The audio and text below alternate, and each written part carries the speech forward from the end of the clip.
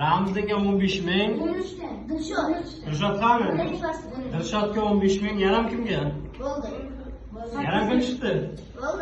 Aytgandim-a, testdan 100dan 100 chiqarmagan ish pul degandim.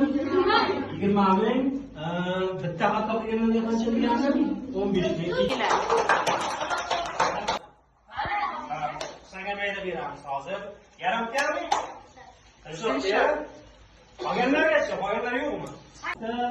Kimdirki mana shunday faol bo'lsa, faqat darsda faol bo'lmay turib, testga kelganda qandaydir yo'llar bilan ishlasa hisoblanmas, ha?